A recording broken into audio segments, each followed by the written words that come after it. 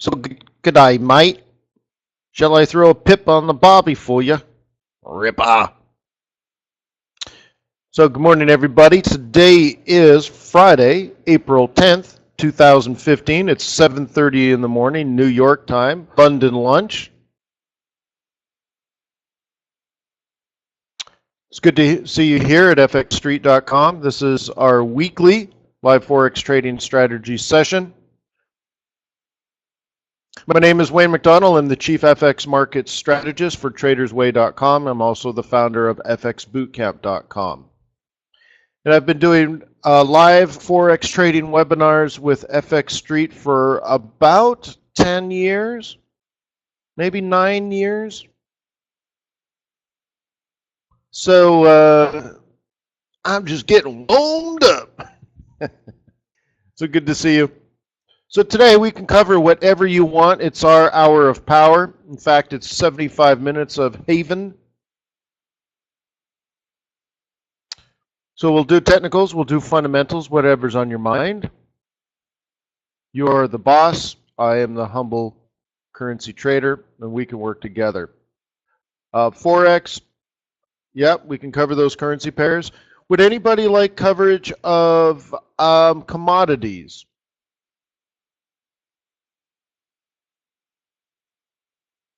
Right up here, what you see is an oil chart that we did several days ago when we were at the top gray zone. So pan on fire. Yeah, some gold. That's funny. Pan on fire and then Mark Bart. Oh, brothers in arms, huh? Yeah, we can do some gold. Sure. How many people here are interested in binary options? I think it was Monday. I did 6 binary options trades in 45 minutes with the group at tradersway.com, and all 6 were profitable. Bada bing, bada boom.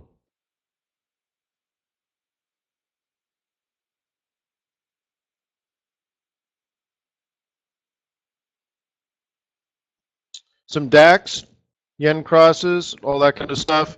A request to go over average stop loss. You know, let me address that one right now.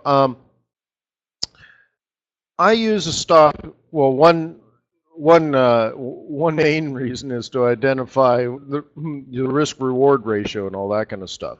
You can't really figure out your risk if you don't know where your stop is, and of course, the other thing you need to know is your lot size, right? But really, it's there for a catastrophic to protect me and my family from a catastrophic event. So very often, you know, the stop loss is there in case I have a heart attack, fall on the floor, and die while I have a trade open. So that's the easy answer. Typically, what I'll do is place a stop based on my strategy for that trade. Example, if I'm doing a spot trade, in which I plan on being in the trade for a couple of hours, my stop is usually 50 pips. I don't do any more than, I don't eyeball it for, you know, support and resistance and, you know, higher highs and higher lows. It's not a price action play. It's just automatic. I go long 50 pip stop. If I need more than that, then I'll need to cut my lot size in half and give myself 100. But really, if it's a spot trade, I don't need 100 pip stop, especially when the average daily range on most currency pairs are about 100, right? So that would be redonkulous. So when would that be appropriate? Oh, well, when I'm swing trading. And in a swing trade, I could be in more than a few hours, probably a couple of days, maybe longer if the trend really comes together. But then it sort of turns into a position trade, right? And I'm building positions. In that case, I feel comfortable with 100 to 150 pip stops. So I'll do things like I'll analyze the entry, I'll analyze my support and resistance, right? I put my trade plan together, I enter it like any other trade, and then I just immediately do 150, 300. OCO. And just, that's enough. Okay, but again, I'm going to be in it for a few days, so I could be wrong for one whole day and then it comes back in my favor. Typically not, but I could. And then as time goes by, I can manage it. I can move my stop, I can move my limit. But if I can't, you know, 150 pip stop, 300 pip limit should be good enough. If that's not good enough, then I need to work on my entry. What? Hoorah! All right, so we got that. Check. Oil. Yeah, let's do this. Since I'm on oil, we did this several days ago. The sell zone was here. We were just testing this gray zone at 53. Actually, it was 53 in some change, and then it came down. And then I was pretty blunt, you know. I was pretty blunt. But let me back out a little bit. You can see, easy peasy lemon squeezy. Top, top, top. Yeah, guess what? It was resistance. All right, so not that big of a deal. Where are we now? Well, we're kind of in a support zone, but I don't want to buy it. Okay. If you were a bear, fib the drop, pull back, 382. It should come down to the 1618, which is back down to 48.5. Let's just say 48 bucks. Now, I went a little higher. I went to like 54. I believe our short was 53. Can anybody confirm that? When we typed this out, price was below 53, but we said sell at 53. We wrote this out and everything. Sell oil here. Anybody?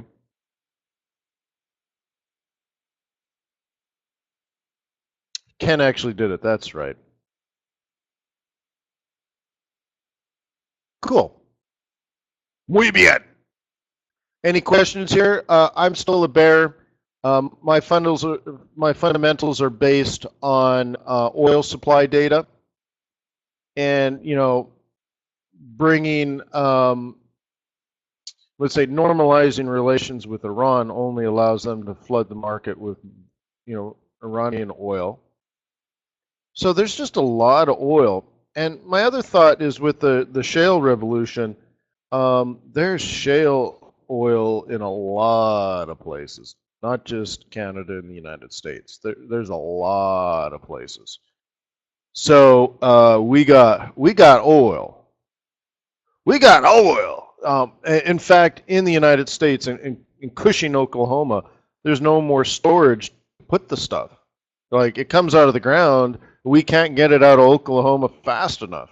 It just, so you pump it into tanks. But there's no more tanks. I mean, we're going to have to start pumping it back into the ground. But actually, what's happening is some people, speculators, when this thing drops down to like close to 40 bucks, what they're doing is they're buying the oil, put it in on a ship in like the Gulf of Mexico, and it just sits in the ship.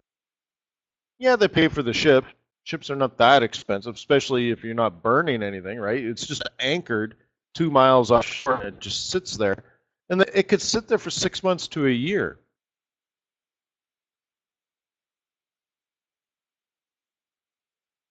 Right? Why would they do that?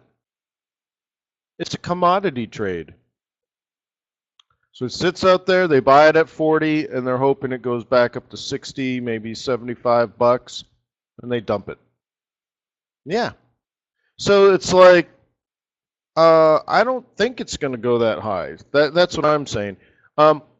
Just a point here on oil, and then we'll move on .com. When over the life cycle of 1 year, when do we hit peak oil? When is peak oil, meaning when does the United States of America have the most oil in storage? June 1st. All right, so typically there's a build up to June 1st, and then we start dwindling down supplies. So I think, and it's a guess, okay, I think we're going to have a lot of oil until June, and then we'll start hearing, in July and August, September, some of those inventories being drawn down. But the thing is, I think there's lots of oil, and if we don't have enough oil, it's really easy to replace those supplies. So one more comment, even though the last one was my last comment, one more last comment. Traditionally, if you were, let's say, in Saudi Arabia and you found some new oil under the sands, you say, okay, I'm going to pull this oil out. That process of building the infrastructure, when you start spending money, how long does it take you before you're putting oil into barrels and earning an income? The spread in time between spending money and earning money is 2 years. So, right? So you say, I want to start pulling this oil out of the ground. It's 2 years, and you're spending money all the while, right? If you're with shale oil, it's a technical revolution. And if you are now in, Alberta, southern Alberta, and you're like, hey, there's some oil on the ground, eh? And you want to pull that up, the spread in time from deciding to spend the money until you're putting oil into barrels and selling it to someone, cash flow in, versus, right? That's 30 days, not 700 days. So if we ever get low on supplies, someone in Saudi Arabia takes them 2 years. Someone in Canada or in the United States, or actually there's shale oil all over the place. So if we ever get low, 30 days later, boom, boom, boom, more oil. What's the big deal? You want more oil? I got oil. I got the oil right here, huh? Right? It's no big deal. Very easy to get, very cheap to get. Big technical revolution here. So right now I'm selling rallies. A? What was that rate, A? C? I. All right, so that's that. On the bottom left is my gold chart. Does that make sense to you right here? You like my gold chart?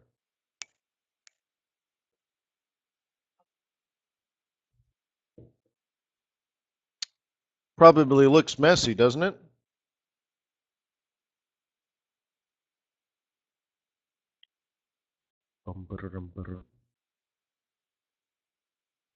Beep, beep. How's that? Is that better? Yeah, yeah, yeah, yeah, yeah, yeah, yeah. All right, so we're in a sell zone here. I think you can see my trade plan from yesterday when we were down here. What do you think? Looks like it tried. It went up to 112. Hey, it went up to 112.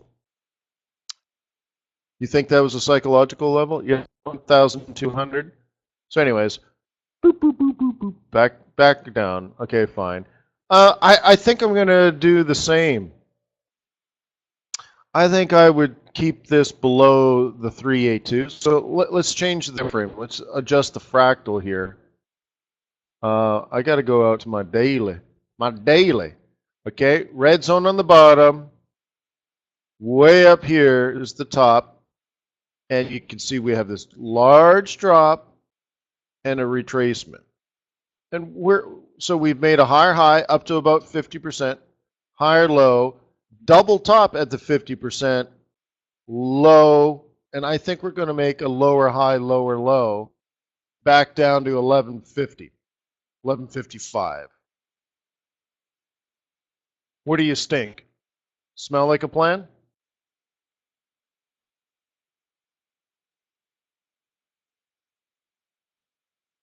So on a daily chart, let's make it simple.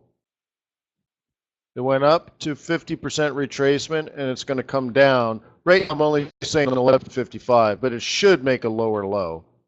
But as you know, this is not just pure technical analysis. Some people get emotional about gold, right? The closer you get to 1100, the closer you are to 1000. The closer to 1,000, the more people get psychological about it. But that's generally what I've got going on here. So I think it's going to take 2 weeks. And in 2 weeks, we're going to be down to 1155. All right? Anybody? If you disagree, I want to hear from you. Because I already know my opinion. Right? Hey, I might think it smells like roses, but you know, I love trading, man. If you can back your plan up with logical, you know, intelligent reasoning, I want to hear it, bro. What indicator maps supply and demand levels on your chart? Supply and demand levels. You mean the red and the green zone?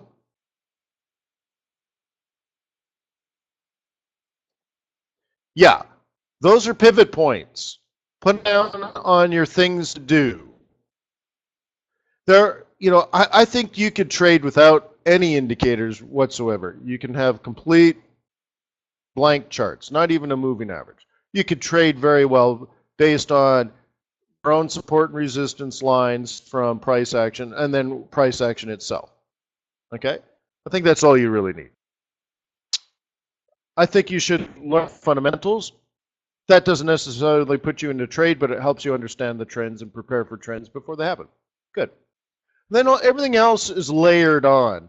Well, one of the things I really don't like trading without are pivot points. I use daily, weekly, and monthly pivot points, and I look for clusters. Okay? Elliott wave? Nah. No. I mean, I'm not an Elliott wave technician. I've never taken class in Elliott wave. The idea, however, of, a 5-wave sequence with 3-wave correction, you know what? That makes a lot of sense. I really do believe the market behaves that way, generally speaking. And that the rest of Elliott wave is changing the fractal, which is multiple time frames, which I also believe in. And then Fibonacci retracements. But you know what? I don't really care that much about Fibonacci retracements. It doesn't have to be Fibonacci. Like, for example, do you think your life changed dramatically if instead of using a 382, we used a 33? And instead of a 618, we used a 66? So basically, Wayne McDonald's retracement strategy is 1/3, 1/2, 2/3? Right? Do you think my trading would dramatically change because it's no longer Fibonacci? I mean, think about it, right? 1/3 retracement, half the distance retracement, 2/3 the distance retracement. I mean, come on, why do we make it so complicated and all these hocus pocus numbers, right? Oh, well, if you look at the sequence, right?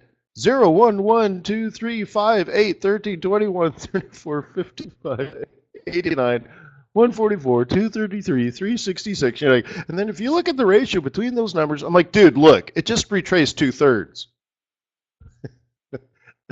That's a lot. Right? I mean, come on. Just, but whatever. So whatever works, right? Whatever works. Elliott wave, sure. Yeah, whatever you want. Here's probably the number one reason traders fail at trading. They don't make a decision. So then they either are just trading by the seat of their pants, they're just winging it. They're swinging both ways like a broken gate, throwing down trades all over the place. They're a mess. Right?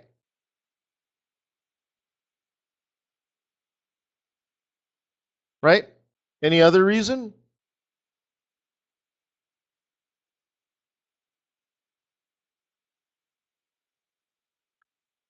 Right? No plan, no decision, don't know what they're doing, just winging it. So let's do this. I would take that person and say, spin the wheel of fortune and pick a strategy. Right? Just spin the wheel.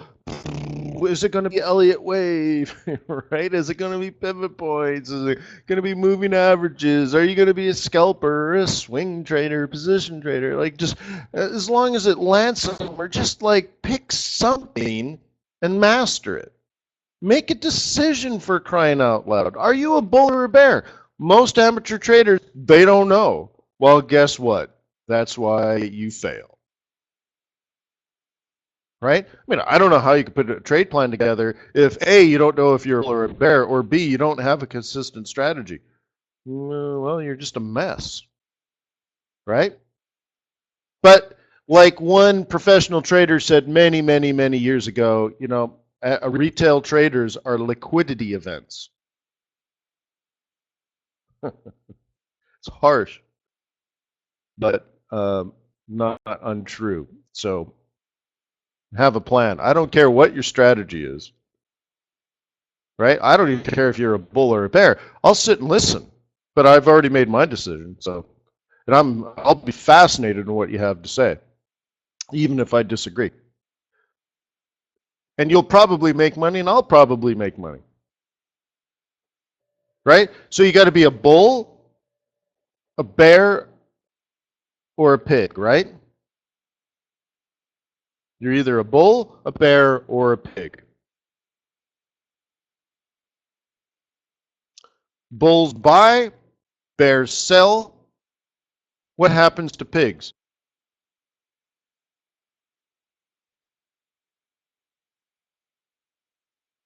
Pigs get slaughtered. Yeah.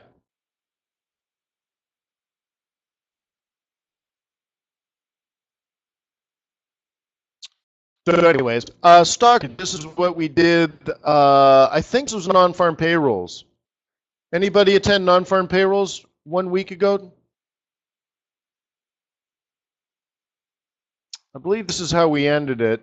And this is the S&P 500. And sure enough, it's moving along. You can see the logic here. We're at support, fine.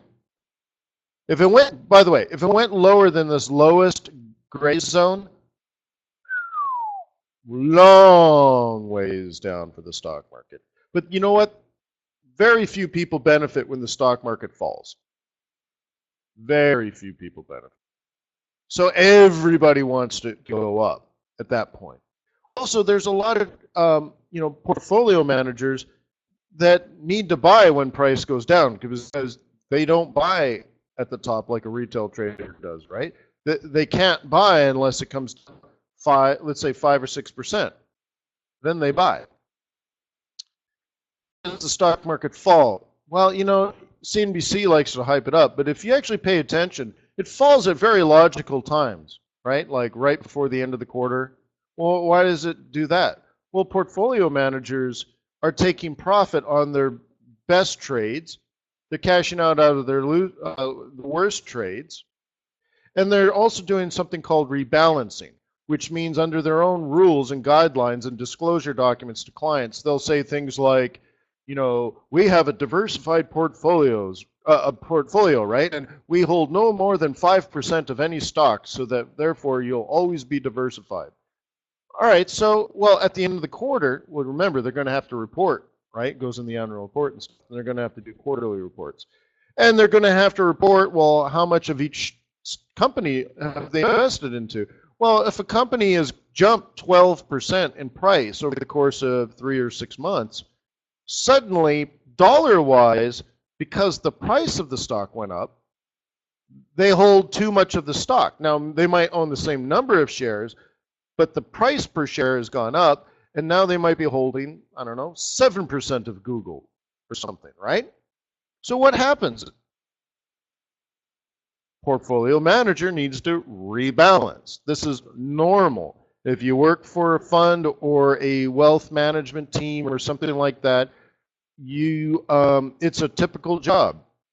Someone actually sits there and has to rebalance, and what that means is log into the account, go to the Google stock, calculate how much you need to max out at your 5%, find out that you have 200 shares too many, sell the 200 shares, go to cash. So what happens? The stock market comes down. Well, what about the other portfolio managers that say, man, I haven't been in Google for a while? And then they see Google's come down 5% because a lot of the traders are holding it in the secondary market. Now they're getting out for profit. Some other guy comes along and says, time for me to pick up some Google stock because it's down 5%. And it goes back up. And so a lot of what you see, guys, is this down and up and down and up. If you overlap with like quarters and stuff like that, right, you'd be shocked how logical and intelligent the market is, and at the zones of which they very often buy or sell. Even though they would laugh at you if you said you use technical analysis, it gets done. So anyways, we're at support. If it went any lower than that, almost everyone's going to lose a lot of money. So nobody wants to do that. But again, the only reason it's really down is, some rebalancing, end of quarter, profit taking, blah, blah, blah, blah, blah. So someone's going to buy it up, and sure enough, they bought it, went up to resistance, consolidated. You can see we drew this nice arrow. We get it out of the way, everything's good, green light to go, and off to the next, right? Off to the next up.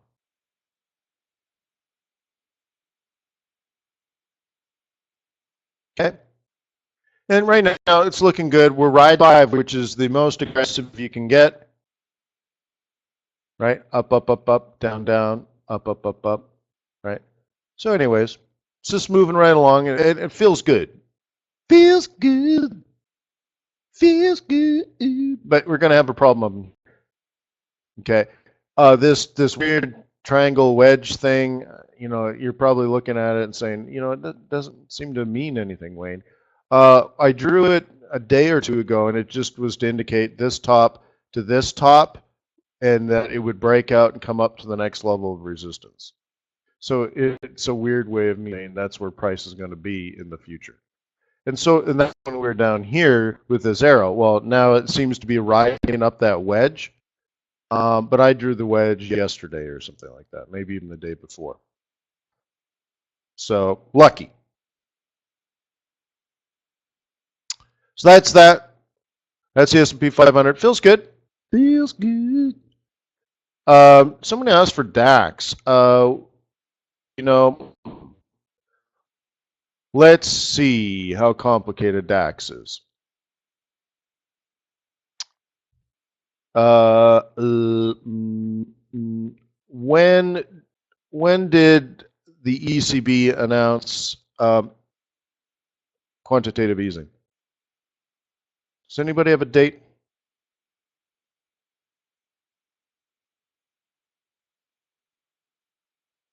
What was it, like March 15th? No, it wasn't that far back, was it? No way. Now, it wasn't the January meeting, right? They can't do anything that early in the year. Anybody else? March 6th? That seems better. Anybody confirm that? Thank you, Ernestus. So about March.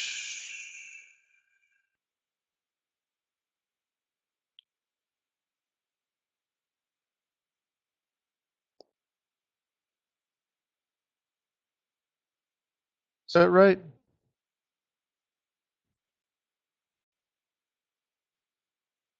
Really? January? March 9th? So when was that?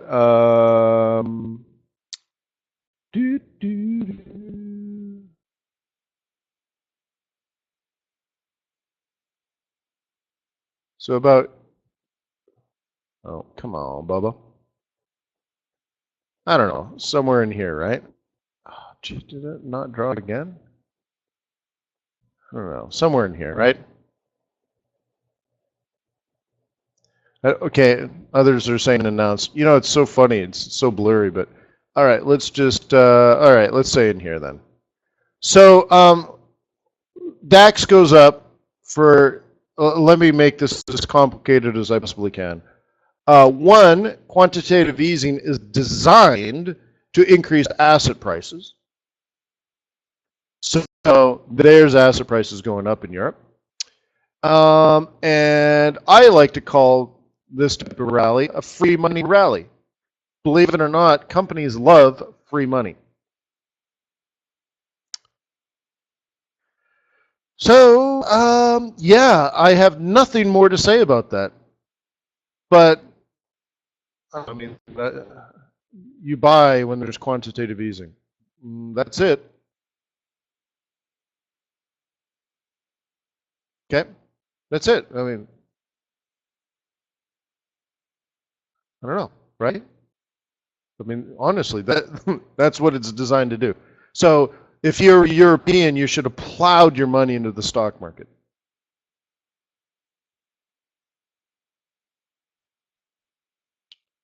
Yeah. Yeah, I'm studying finance and banking at Harvard, and we had class the other day, and they were saying in 1800, if you had $1 and you put it into gold, right now you would have $6,000. In If you had $1 in 1800, yeah, that's a while ago, right? And you put it in bonds, you would have $16,000. Okay. If in 1800 you bought a $1 worth of the U.S. stock market, you would have 9 million. How's class going? I screwed up my midterm, so my grade point average dropped to 93%. And but so I contacted the professor, and I'm like, I knew everything you taught. I studied hard, and I had all these, but then the last three questions were just crazy, just crazy ridiculous. And he's like, yeah, they're Harvard questions. I'm like, but you said it. The test would be on things you covered. You didn't cover any of that class. In fact, it's kind of opposite of everything you taught. I mean, and I had like 4 minutes to go through and answer all these questions. I mean, I didn't even have enough time to read the question. Yep. But anyways, I'm the top of my class. Yay! I'm not number one, but I'm an A student. So anyways, it's fine. It's fine. Fascinating though. Fascinating stuff. Has nothing to do with currency trading, but learning about the underwriting process for taking companies public. What else are you going to do with your free time? That's what I do instead of watch TV. I underwrite stocks. All right, so here we go. Piggy, piggy, piggy on the way down. Still no good news out of the Bank of England, right? So we're really disappointed on that. The next thing that could possibly support the British pound would be April 16th, and the World Economic Report comes out by the IMF. If they give a thumbs up for the UK economy, but I'm starting to feel like that's hard to believe. And maybe Carney was wrong, or maybe Carney's too early. But he told us that, yeah, deflation, yeah. But there is inflation in the economy. It's just being depressed by oil prices. Well, that's what he said, but we're not getting any good news out of the UK, right? Yeah, so right now it's just down. So the Bank of England's news this week was the only thing really for a while that had the potential of supporting the British pound, but it's dead in the water now. It's dead. So now maybe the 16th of April, the IMF report comes out good, but I'm having trouble believing that, right? So I think I'm going to end my week like this for next week's strategy.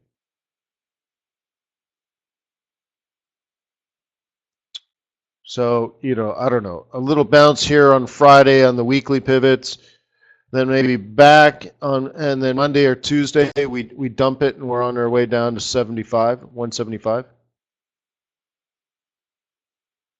Okay? That's pound versus yen.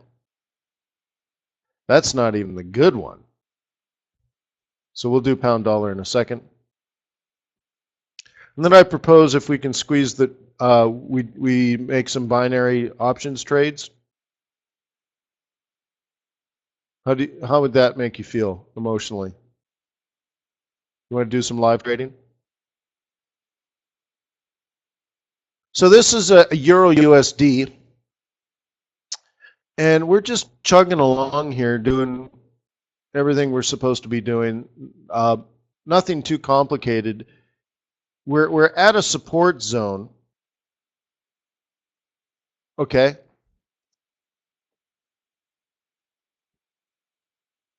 We're just breaching 106. Well, it's one of these things where I can't sell and I don't want to buy.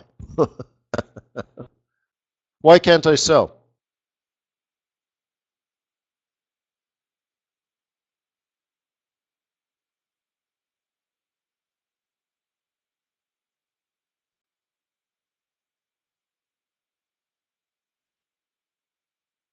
Yeah, we're at 106 or yeah, 106,000 and it's a weekly S2 pivot point. You know, I'm just not in a business of selling at support, right?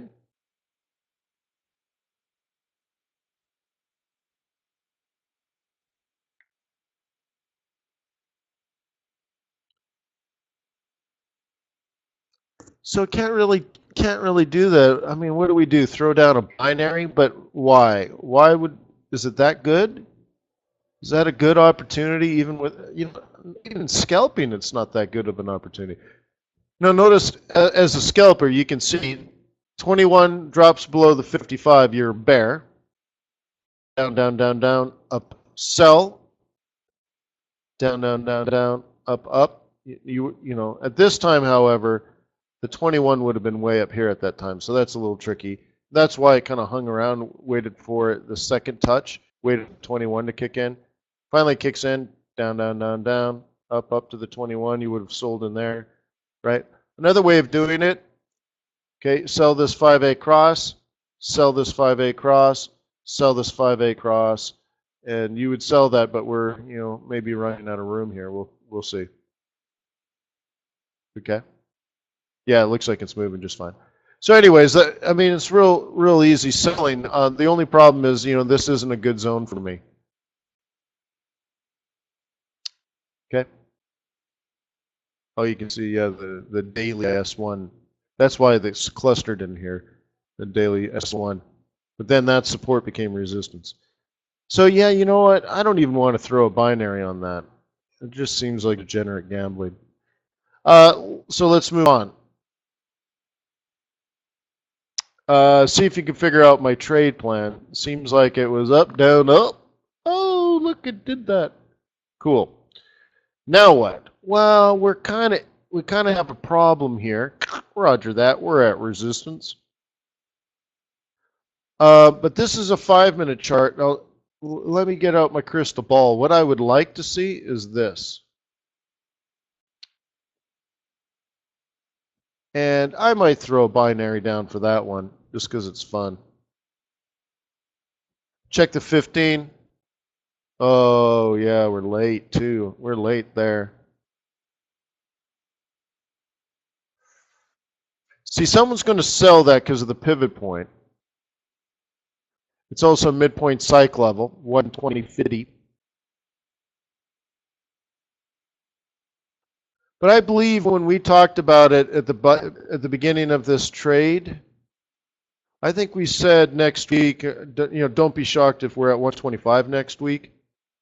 Can anybody confirm that?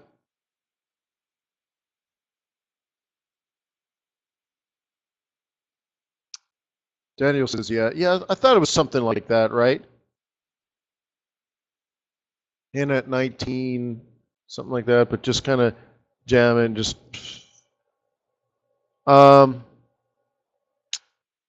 Yeah, it's just, but there's a lot of hoping and praying on that. It had to do with fiscal year end for Japan was April 1st. or actually technically March 31st, right? So now that we got that out of the way, the potential here is the weak Japanese yen, right? So here's the move. Basically, let's call it a bottom at 19. It went a little lower, but whatever. Let's say 19 up to 20, right? 1950, 2050, basically 20, and it's slowly working its way out, right? So it's moving like 100 pips up, 50 pips down, 100 pips up, 50 pips down. That sounds like higher highs and higher lows. And we're just kind of working away here. So this 50% says somewhere between the 382 and 618. So this one basically says we're on our way to 121. And then I'm thinking next week's pivots will allow this to go a little higher. Something like that. I mean, I don't think 125 is going to happen that quickly, but it's sort of the attitude. I'm certainly not selling it, right?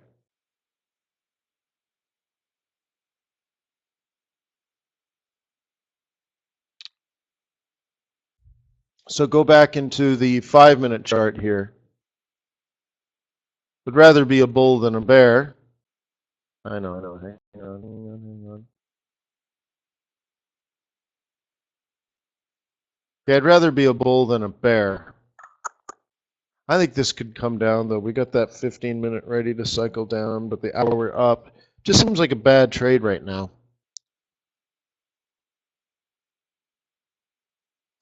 I might try it anyways. Let me look at it on a different PC. Daily up, 4-hour wants to come down.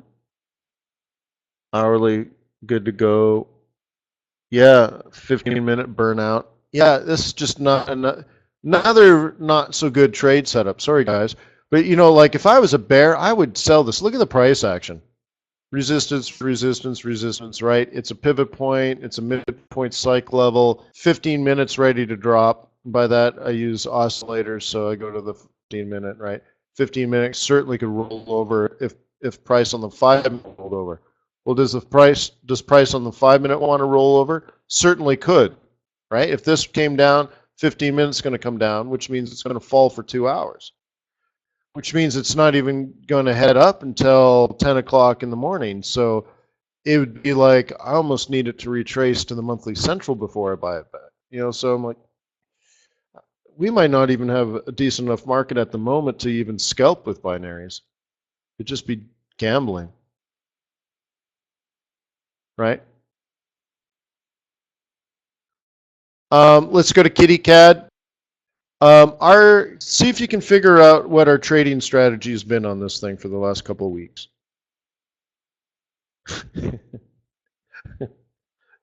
Right. I mean, sometimes the fish jump into the canoe, right?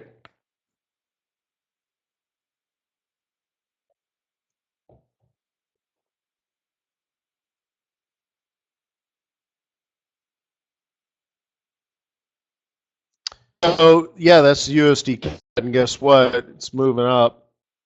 And then when it gets up to the red zone, it might move down.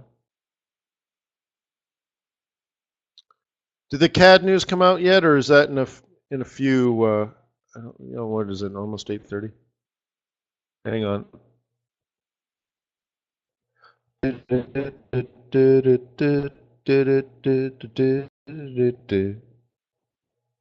And I just love your jazzy ways.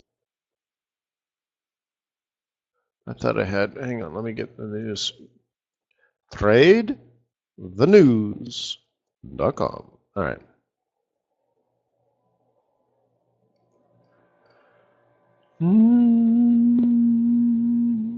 Yeah, so yeah, we got CAD news, right?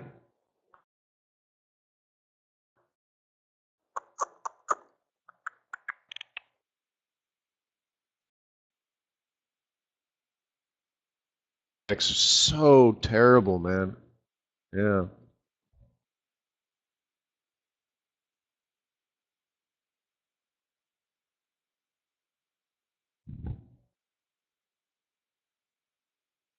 So yeah, the CAD jobs report's coming out, right?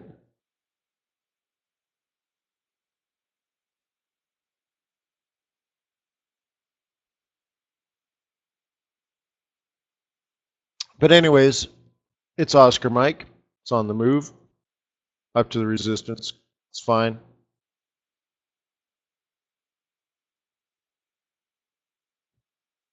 I mean, what do you want to do?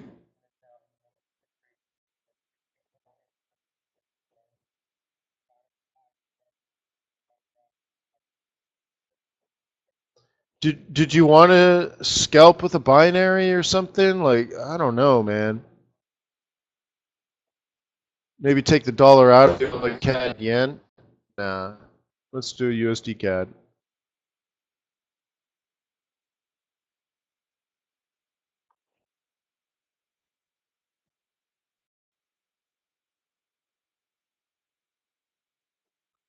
I might be too late.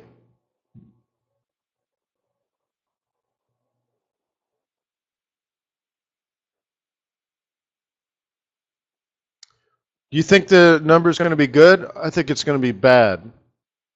What's your opinion?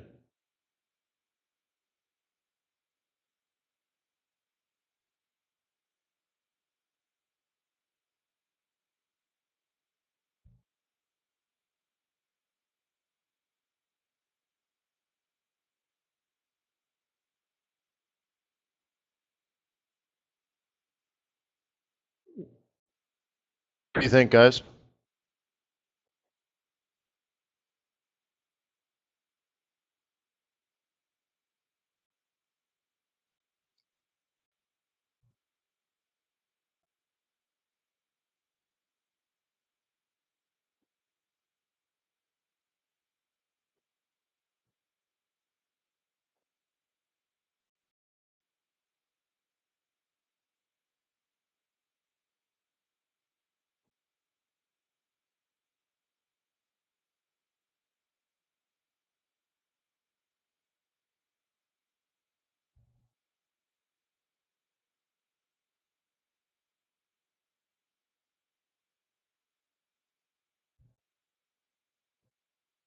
Yeah. So do you think it'll be good for the Canadian dollar? I suppose the good part would be the surprise. What if it's not as bad? So if you're going to trade it looks like this. Okay. They have a clock here because you need to know when it expires. So I have it set on USD CAD. You think it's going to go up? You put a call. You think it's going to go down? It's a put. This is when it expires. So it expires, it's 12:18. So it expires in just a few minutes, right? Or you can say, at 12:45. So just about an hour from now, you could say price will be higher or price will be lower. Now the minimum you can trade is $25, okay, with an 80% return. That might be too much for some people, but you can scalp. So somebody asked how I trade. Well, with binaries, I like to use binaries to hedge my long-term cash positions, but it's also a very fun way to scalp. And the way you do that is you go to the 60-second tab, and you can change it. You can do the 300, which is 5-minute trade, 300 seconds. And that allows you to trade $5 as a minimum. So it's a true little scalpy scalp.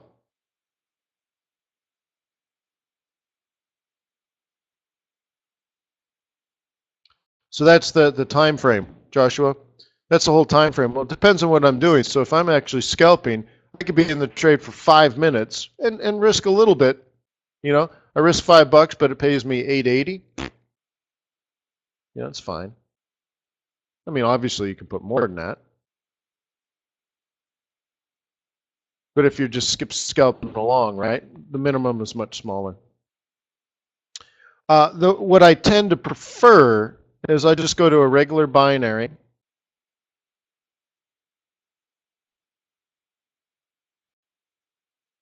Okay, I just go to a regular binary and just have it expire like within a half. That's my typical MO. Somewhere between 15 minutes and a half an hour.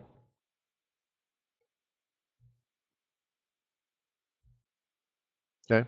So this one would be much more typical. I think I have a option expiring today, though.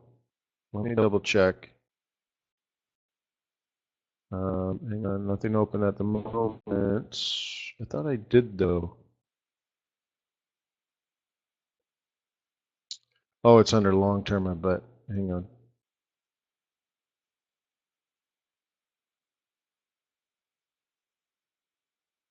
Yeah, I'm long. Oops. I'm long USD CAD at 124.80, and it expires at the end of trading today. Oops. All right, so I'm already long at 24.80. Oh, snap. We're at 26.50. Called it.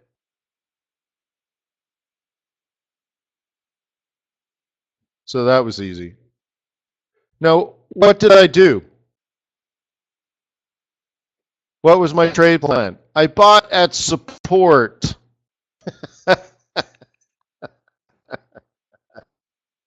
Yeah, but besides that, well, what else is there? Right? I mean, that's it. I mean, remember the red zone at the top and the red zone at the bottom? Yeah, I just carried out the trade plan we did together on our strategy session. Right? Must be that crystal ball. So I think I might go right. Depends if the news is amazing today. Maybe that 200 pips isn't enough, but I think I'll be fine.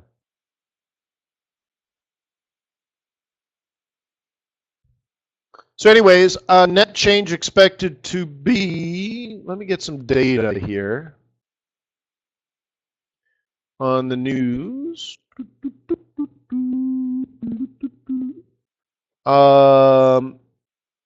Well, last month it was 34, right? Is that right? Did I get that right? They're expecting the unemployment rate to go up. That can't be that good, huh?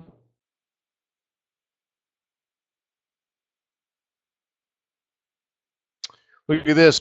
Royal Bank of Canada cutting UK GDP. Yep, everybody's getting on the clue train. There's blood in the water for the British pound.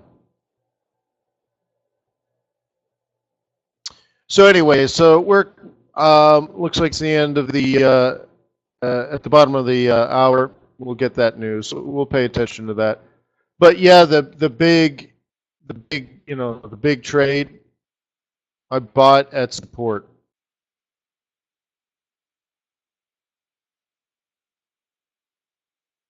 Right?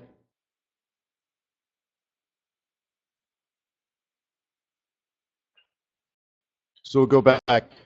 So I bought at 24.80, right?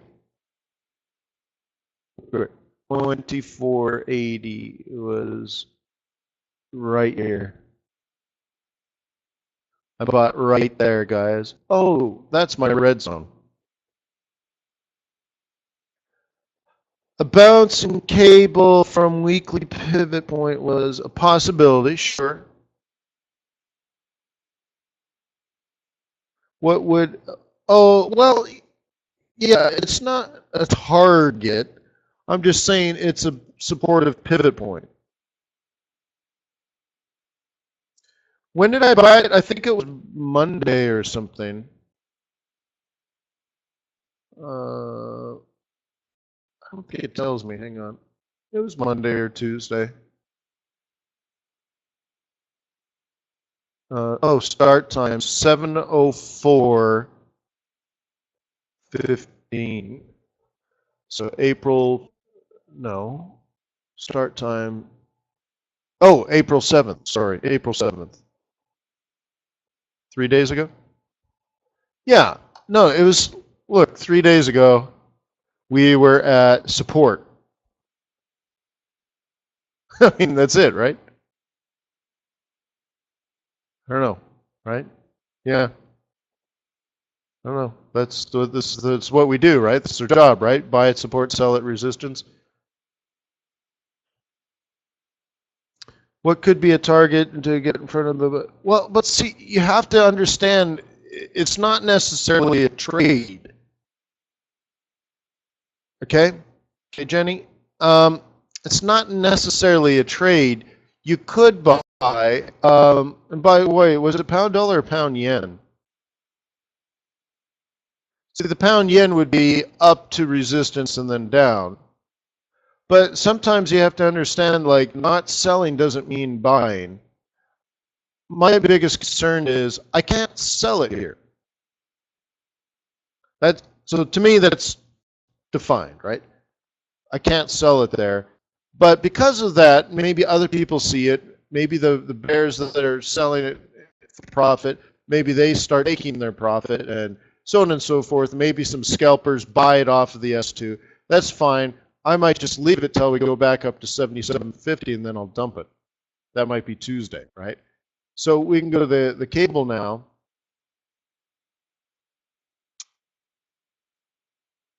And it's not necessarily a buy.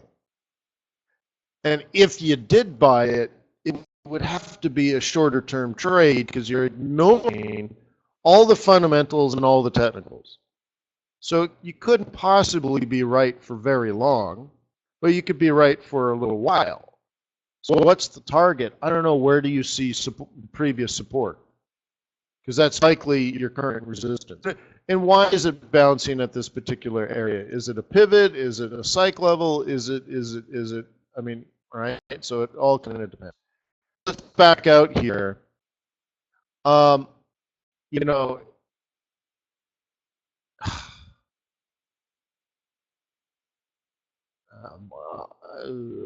so you want to buy it, is what you're telling me. I don't know if I can even get my brain around that concept. I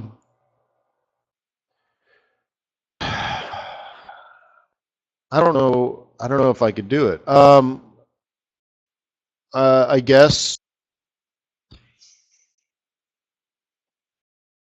Yes, either to the midpoint cycle level or up to the next spread zone. But see, I have trouble answering it because I couldn't possibly do it. So, right? I don't know. I think it's like that. I don't think I could buy it. So it's hard for me to come up with a target. But I guess midpoint cycle level would be logical, or higher up here at the cycle level. So 46.50 and maybe 47. But to make sure you understand, I would rather sell it at 46.50 or I would rather sell it at 47. I could participate in having the 46.50 or 47, but it's twice the risk for half the reward. So I tend to just go find something to do. You know, buying at 120 euro USD, or I mean a USD yen, you know, maybe. Right. I see a lot of our time frames are mixed up right now. So there's a lot of charts that medium term say up, short term say down, or vice versa, and it might just, you know,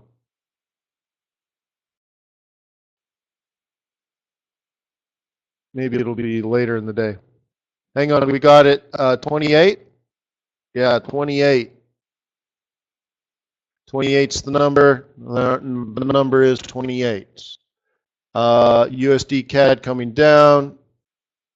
So it not as good is good news for the Canadian dollar. Did you want to scalp now? What do you think, eh?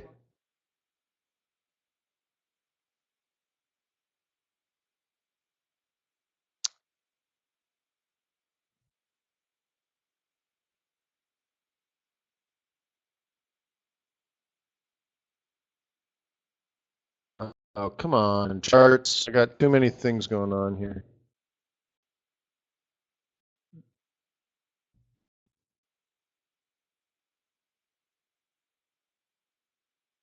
Come on. My PC is really slow. I got 900 on right now. Okay, there it is. Finally, a little slow, but there we are. This should be, let's do it as 1 minute. So, what do you want to do now? Do you want to sell a bounce up? Maybe in here, maybe around the M3. 50 is probably too high.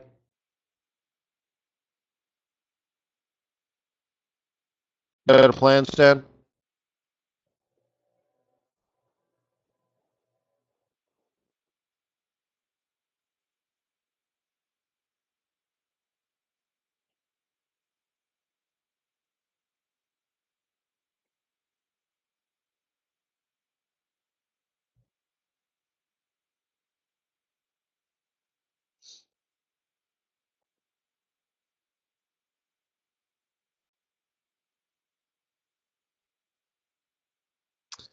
Yeah, and that's where the risk goes, though, Adam, where like everyone is expecting bad news, and a lot of that had been priced in already, and it wasn't that bad.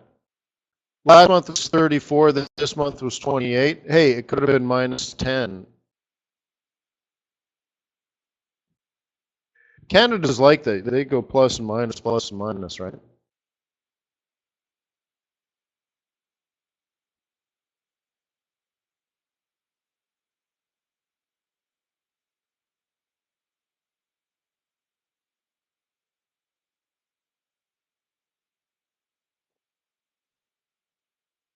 How do you catch 21?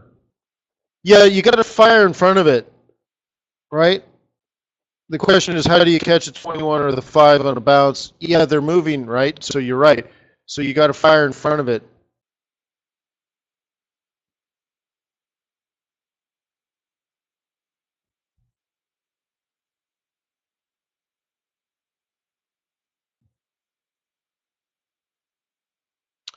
Now, some might buy this low because they want it to go up. Others are going to scalp it. So I think a medium-term trader would want to buy this low, and a shorter-term trader is going to want to sell this high.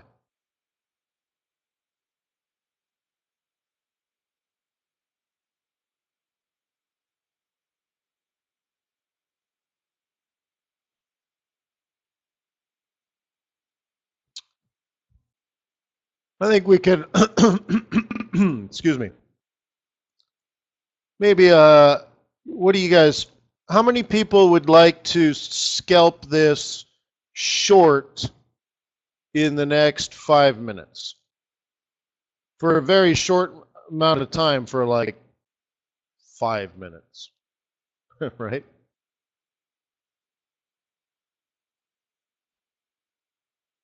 Anybody? If you're just going to be like a 5 trader, like I said, you can go to 60 seconds. You can make it 300 seconds. Change this to USD CAD. Okay, whopping $5. And now you wait until you get your price. So we're at a 382. Where would you like to sell this, guys? 382, 50% or 6, or sorry, 33, 50 or 66. Will you use Wayne?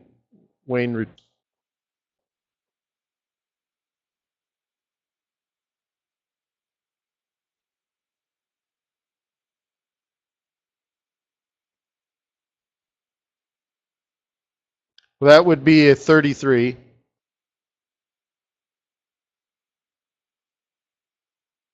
You look at you guys. Anywhere in there will do. Wow. Did you just say that?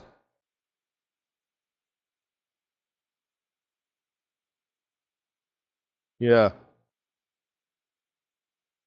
All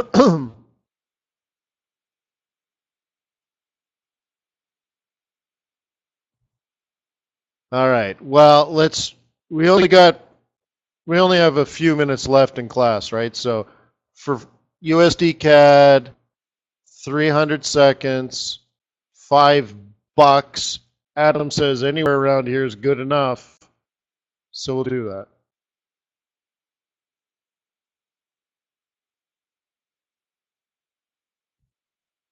Okay.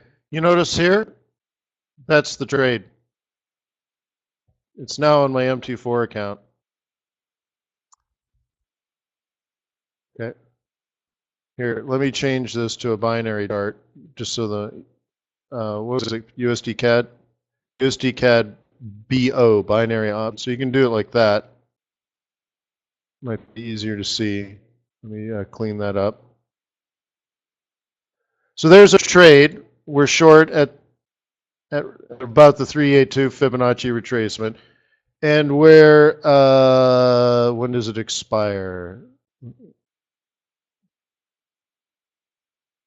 It expires in 256 seconds. It's so funny.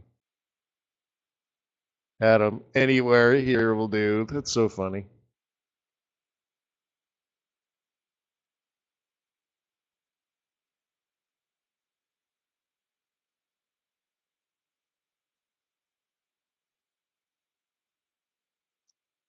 Right? Just kick down the door and shoot anything that walks. Okay. So, yeah, 50% to 618 is a much more disciplined entry. Because remember, if you're like I said, if you're a medium term trader, you want to buy it low. If you're a short term trader, you want to sell this high. 382 is pretty aggressive. Excuse me. So let's review this. Right after the news, you'll notice that it dropped and then rose and then dropped again. If you're going to be aggressive, that's where you'd be aggressive in the first 1 minute. After that, I tend to see when I'm scalping news is that then you go through a 5 minute cycle. So the next one really could be up for another 10 or 15 minutes, you know, and then it heads down. If it's going to head down at all. Because there just might be so many people buying it here that it just gets overwhelmed, right? Does anybody think 26,000,000,000,000,000,000,000,000,000 is possibly your psychological level? Yeah. And that's kind of where, if you're going to have that added, like, well, you know, anywhere around 26, if I get it at 2602, good enough, right? But on sort of a retracement like this, bouncing off of a clear support, being aggressive, like, 382, good enough, anywhere around there is fine. Not quite, not quite the right, no, not there for that, that kind of loosey-goosey entry. You should say, well, we just kicked off 26,000, very important psych level. The move, or let's say the prevailing trend in this trade is up, not down. So you should you should hope for the higher, right?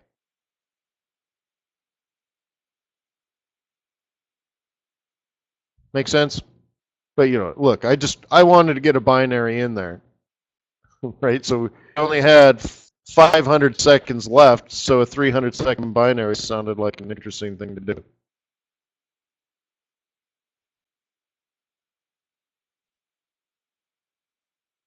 Okay. So anyways, we're down to 87 seconds.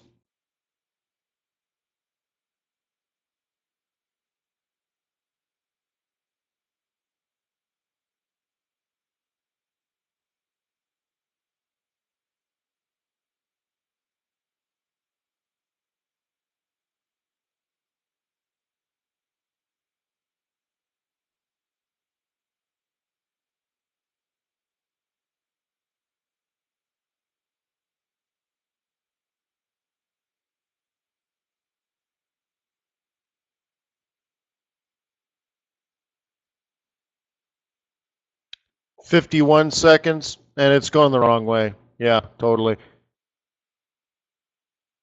Yeah, I kind of like this area a little bit better for scalping. Kind of like the moving averages kind of represent something, the 618, but whatever.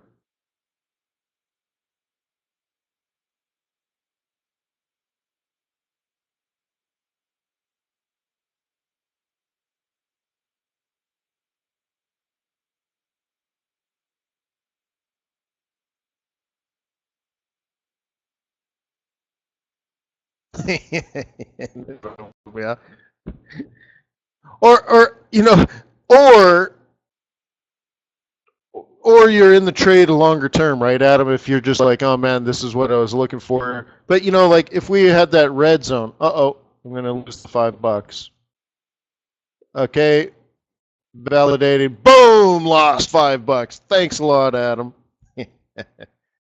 But look, there's 2 minutes left in class, so at least we got a binary option then. And you can see if you play it right, though, this is really a fairly good opportunity to scalp. So because the nice thing with the binary is you don't have to have risk management, right, or trade management, right? So let's get better, and you can see it's behaving better at this higher price. So let's leave one like this. Um, you know, this one's going to expire. Oh, man, it's going to take more time to explain it. So in our last 1 minute, you could do it like this. It's 12:42, right? You can do 12:45. I can't catch that anymore. All right, so let's go to the next one. 1300 is the newest one. So at the top of the hour, okay, let's try this and see if it's easier. Obviously, we're not going to be able to stay and do this together, but how about this? USD CAD at the top of the hour in 18 minutes will be about less than now. You can do it that way. It's a little more money. I mean, $20. Come on. But now I'm in it for 20 minutes, and you take, the longer you're in it, the less you take, the more the volatility is taken out, right? You see what I mean? Like on a multi-day trade, there's almost like, obviously there's no risk management, and if you give yourself enough time, if you truly bought at hardcore support, over time, whether it should go up. Now, is it going to go up in the next 3 minutes? Well, that's hard to say. In the next 3 hours, yeah, probably. In the next 30 hours, most definitely, right? And that's so the longer you give yourself, the more likely your technical analysis will come to fruition. So in this case, the trade is becoming profitable already, and I still, as long as it's down in the next 15 minutes, we'll be okay. Moderator, do we have to shut the room down, or is this someone else gonna, or can we stay in this for another 15 minutes if people want to?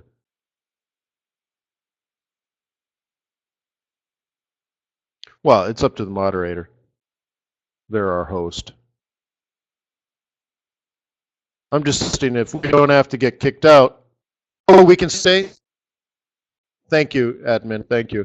If you guys want to stay, I guess we're done. It's been 75 minutes. If you want to stay and watch this this binary, it expires at the top of the hour, so 14 minutes and 38 seconds. We'll just let it run. And while we let it run, I can answer questions. Remember, I want to do whatever I can to help. And we'll just let this play out.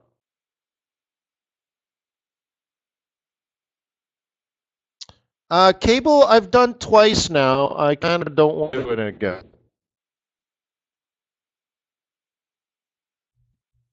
Sorry. There's no trade there for me, so I can't say it more than twice. Review gold. That was like the first thing we did.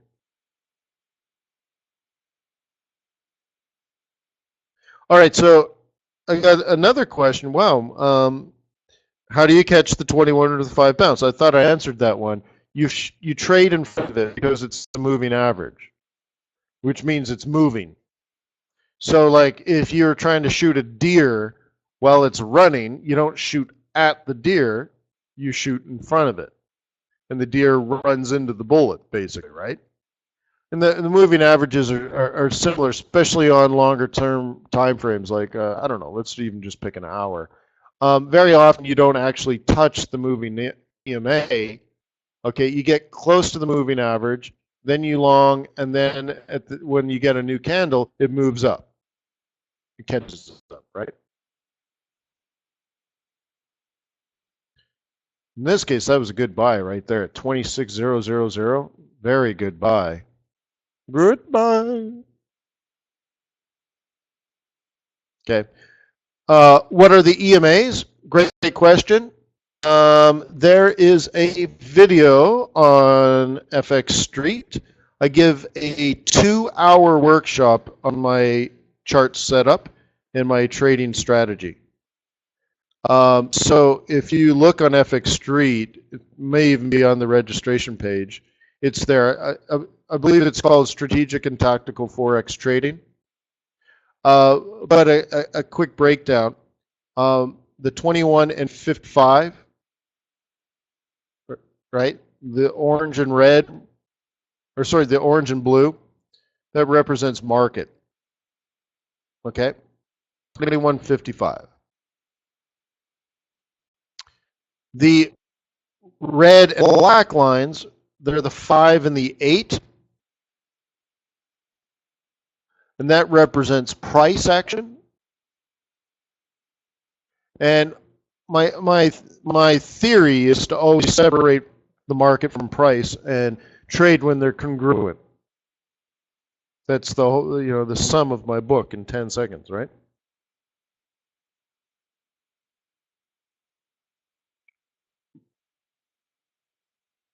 Oh, cool. The timing sessions, right on. I appreciate that. General question, Wayne. What percentage profit per year is normal for a good trader? A professional trader earns somewhere between 0 and, let's say, maximum 3% per month. By the way, thank you, admin, very much. I really appreciate it. There's the link, guys, for that 2-hour workshop. All right. So that if you're a professional trader, you average somewhere between 0 and 3% per month. That is approximately 50% per year if you average 3% a month. But obviously, you're not going to average 3% a month if that, I mean, that would be outstanding, right? Now, retail traders are under pressure to make money because obviously they're not charging a management fee and stuff, right? So I think if you were trying to get somewhere between 3 and 6% return per month, that means you double your money every year. I think if you're going beyond that, if you're trying to get 10 or 20% per month, you're way over leveraged, and you might have a good month this month, and you might have a good month next month, but you're going to blow up your trading account. And it's only cliche, and it's only cliche for a reason. Okay?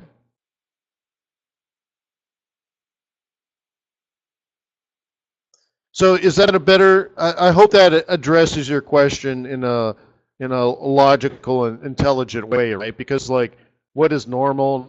What's a good trader? All that's, so I think if you're doing, because I had someone essentially calling me out saying that he was a better trader than me. And I'm like, well, the market wasn't very good last month, so I didn't get much. He's like, oh well, I've doubled my account 3 times in the last 90 days or something. I'm like, Oh, well, good for you. That sounds horrible, in my opinion. Anyone that tells me they've doubled and their account in a short order, especially someone that's done it 2 or 3 times, I'm like, wow, that sounds terrible. But but then you have to sit down and say, well, this is risk, and we're looking at long term, and then and how do but so, not everyone sees eye to eye on that, and they're just like, wow, they just maybe it's just experience or something, right? But that's too much, man. I'm happy that they made all that money, but I mean, how many times have I seen people make all that money and then inevitably lose it, right? So again, so let's not compare that way. So what can we compare with? We can compare to those that are long-term, successful professional traders working for institutional investors, and the best of the best of the best are averaging 2% a month. So if some guy is averaging 100% a month, I'm saying, well, you know what? You might be using a little more leverage than a professional trader. And if you brought that to an institution and say, "Hey, man, I get 300% every 6 weeks. I double the account every 6 weeks. Will you invest $10 million with me?" They couldn't possibly stop laughing and say, "Are you crazy? Because we can't invest in that, right?" So, but obviously we're not talking about you as an institutional investor. So, what would be more reasonable? Well, if you used 3 times more leverage than a professional, are you okay with 300% more leverage than a professional? Yeah, well, if it leads to 50 to 100% return in a year, I suppose that's good because we know you need to make money, you need to grow your account size, you're probably underfunded. Okay? And that you're under I mean, you got to make money, right? So you're going to have to take a little more risk. Plus, it's nice when you're earning, let's say, a 2% management fee, and you have $100 million under management. So how would you like to know you're guaranteed $2 million in revenue? Guaranteed 2 million, no matter what happens. And then if you do well, you're going to collect 20% of the profits. That's a standard 220 deal, right? You're like, okay, well, you can live with that, right? But you do if you got 10 grand. How much is in your right? 10 grand, 5 grand, 3 grand. All right, fine.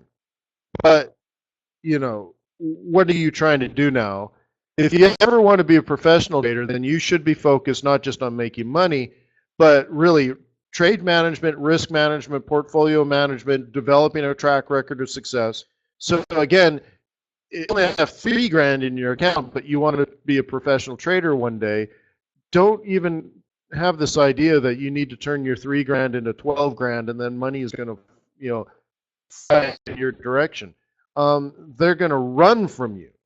They're not going to be attracted to your incredible risk taking. Because when you talk to somebody with money, they don't want your risk. Look, you're willing to risk it because it's 3 grand, and if you lose your 3 grand, your life's not going to change. Right? But lose 3 million for somebody, they're upset. Right? And you'll end up being buried somewhere between Dubai and Abu Dhabi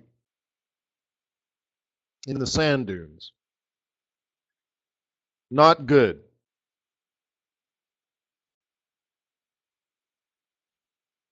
Okay? So lower the risk. Another way to make more money, now listen to this, guys. Another way to make more money is to pay yourself less. This is a page out of my book. I actually found this. We were talking about this just maybe a day or two ago, where I did a 3-year business plan with pro forma cash flow statements and projections. And I learned a lot. I learned about minimal acceptable performance for my trades. I learned about having a long-term focus and not taking risk on each and any trade or a particular day. Today didn't matter. Tomorrow didn't matter on the long run, right? And one other thing that I discovered, which was very interesting, because I looked at the cash flow projections, and I tweaked a lot of the variables. One of the things I found is if, let's say, I paid myself 50% of my profits every month and put 50% back into my trade account, that's pretty good, right? Because the trade account grows. And I got to eat, I got to pay my rent. Well, I didn't have rent, I had to pay my mortgage and all that kind of stuff, right? But I found out that if I paid myself 20% per month and put 80% back into my trade account, at the end of the year, I made more because the account size grows and the lot size stayed the same in proportion to the account size. So at the end of the year, I was trading larger lot sizes, but not more risk relative to the account size. So now, so in the beginning, let's say you're making $100 a day, and if you paid yourself 50% and put 50% back in, well, you're right. Now you got that money you're giving yourself, the rest goes to the trading account, and at the end of the year, let's say you're making $500 a day. Well, if you paid yourself 20%, at the end of the year, you're paying yourself $1,500 a day, right? So paying yourself less money, you ended up earning more because more went to your account size grew more. So the less you pay yourself in, the more you're going to make down the road. And it's very significant difference. Mark asked about my traditional lot size. You know, it depends. Over the years, I've done a lot of institutional trading. So I have been in situations where I have more than 100 trades open at one time. But I can also tell you I had 95% of my margin available for more trades. So I had 100 trades open and I was using almost no leverage. Okay, hang on.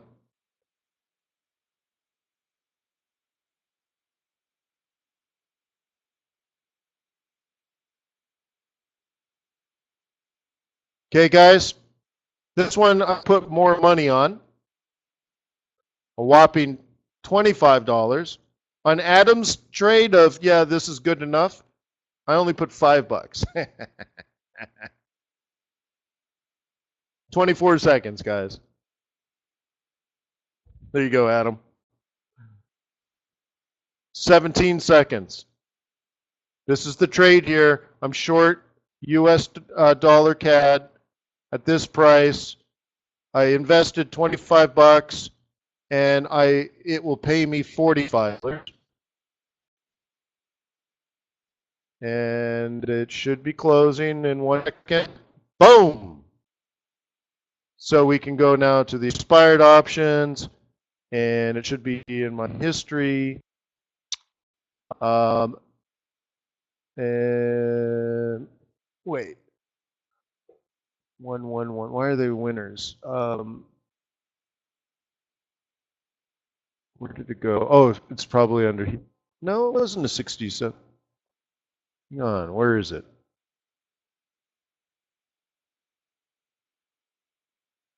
Where did it go? It's not a 60-second trade. All right, so there's the one we did with Adam's permission. So where's mine?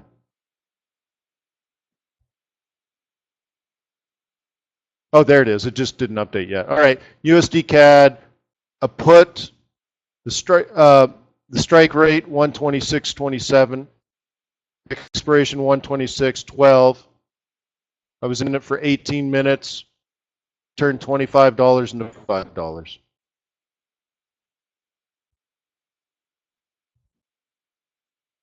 What do you think? So it's an interesting way to scalp, isn't it? Don't you think? I think it's an interesting way to, because there's no volatility involved, especially right after news. Because let's say you shorted and it went up 50 pips and then came down, it wouldn't matter to you with the binary option because it either expires with worth more than you paid or it expires less. So I mean, it's all sort of built in, right? There's no risk management, there's no moving stops, there's no stop placement questions. It's just you're either right or you're wrong, and that's why it's called binary. So it's either going to expire worthless, right, or you're going to make money. And now, one interesting thing with scalping too. Let's say you use the cash market and you sold at resistance, and it fell over the course of a half an hour. It fell 9 pips. Well, you're going to get paid for 9 pips, right? Minus your spread, right?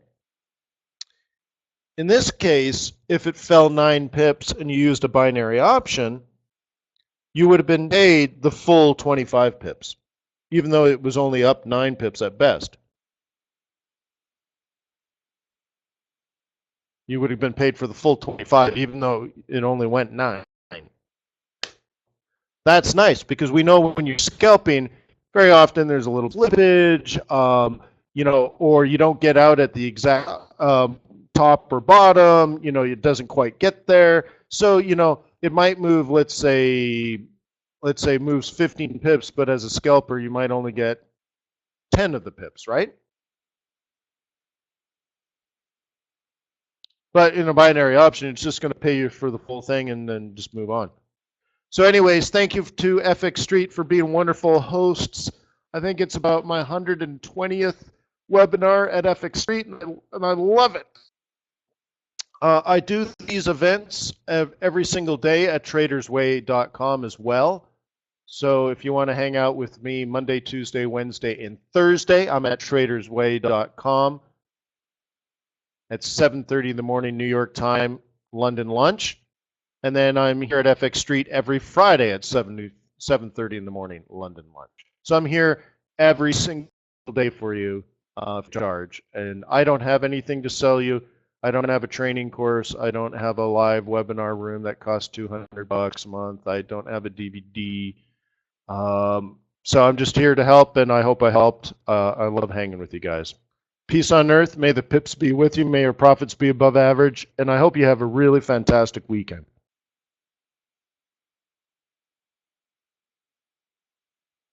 I'm here to help, and I want you to win, guys. I'm getting verklempt. Stick with me, guys, and I'll help you succeed.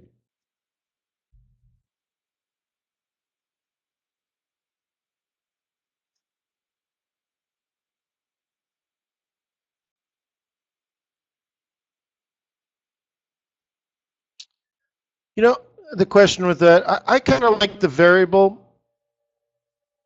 Some people like the ECN. I just don't like paying commissions. So I prefer variable. It's the bar. Yeah.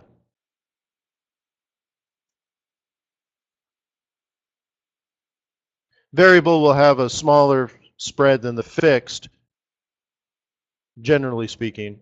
ECN will be even lower, but then you have to pay commission. So I'm like, well, what's the point of that?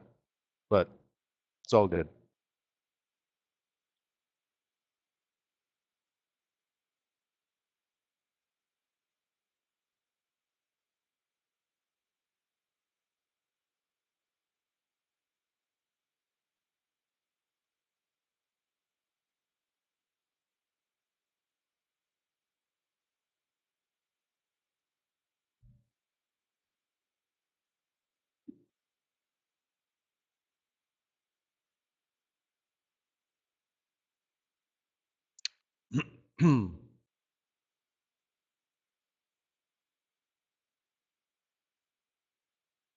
Auf Wiedersehen.